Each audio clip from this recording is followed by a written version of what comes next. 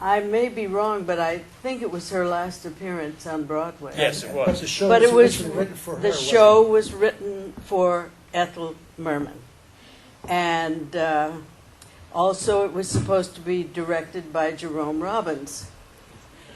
He said that he really didn't think it was his type of show, and that even if he did do it, the first number to go would be "Hello, Dolly."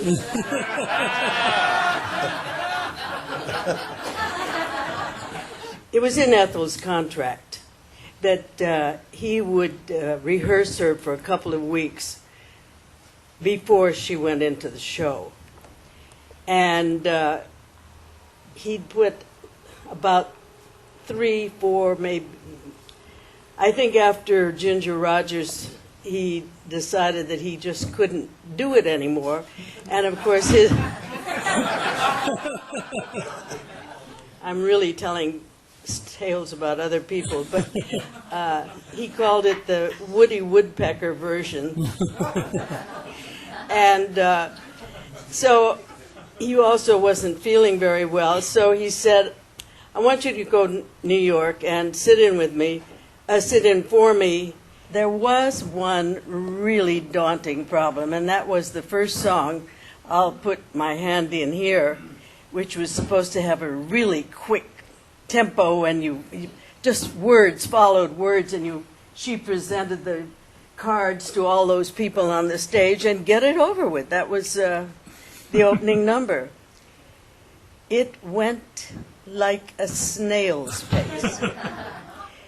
And I kept nodding and going like this a little bit, and nothing helped. So I finally talked to Lucia, and I said, it's really starting the show off with a kind of a downer. And she said, I know. And I said, all right, I guess it's up to me. And as I remember, she didn't take it too badly. I think I got her tanked up enough so that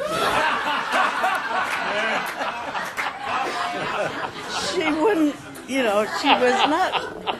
And she said, well, I'm not used to doing fast lyrics. I said, but you can do anything. This show was written for you, and it needs that little oomph. Well, I guess she increased it maybe a tenth of what any of us really wanted, but it did finally go. And of course, I do think that she was probably one of the best dollies there ever was. Mary's rendition was very much Mary Martin.